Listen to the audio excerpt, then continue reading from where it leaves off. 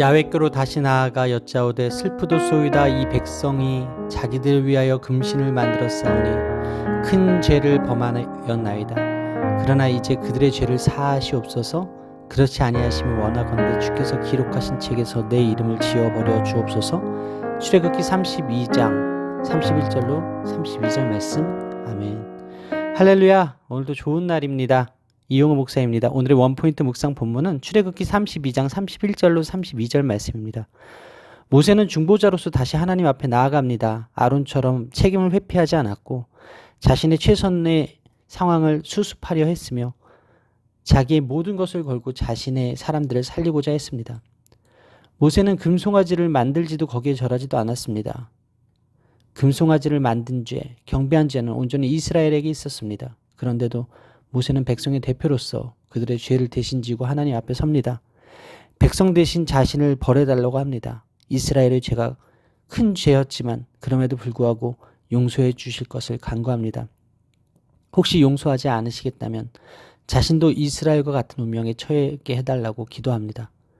지워버리다라는 말은 죽겠다라는 뜻입니다. 동일한 용어가 다윗의 기도, 내 죄악을 지워 주옵소서에 사용되었고 어법이 사도 바울의 소망에서도 발견합니다. 주께서 기록하신 책은 생명책을 의미합니다. 고대 도시에는 주민들의 호적을 기록한 책이 있었습니다. 그 책에 이름이 등록되어 있지 않다면 시민으로서 누려야 할 권리도 누리지 못하고 법적 보호도 받지 못했습니다. 야훼께서 쓰신 책은 그분의 특별한 복을 받은 사람들의 명부를 가리킵니다. 이와 같은 생명책은 시편에서도 나타납니다. 하나님의 책에서 지어지는 것은 육신의 죽음을 말합니다. 모세가 백성의 중보자로서 백성을 사랑한 사실은 그들을 위해 기꺼이 죽으려 한 데서 엿볼 수 있습니다. 모세는 양을 위해 자신의 목숨을 내놓는 참된 목자였습니다. 그러나 하나님은 모세에게 모든 개인의 운명이 그 자신의 믿음에 달려있음을 가르쳐 주십니다. 야훼께서는 이스라엘이 범한 죄가를 묵과하실 수 없습니다. 왜냐하면 그들의 죄악이 야훼 하나님과 이스라엘이 교제할 수 있는 토대를 무너뜨렸기 때문입니다. 결국 모세의 요청은 거절되었고 하나님은 죄인들에게 보응하시겠다고 말씀하셨습니다. 어떤 사람들은 역병으로 죽었고 여호수아와 갈렙을 제외한 모든 전사들은 광야에서 죽었습니다. 그러나 하나님은 모세가 나라를 그들에게 약속된 땅으로 인도할 것이라고 말씀하셨습니다.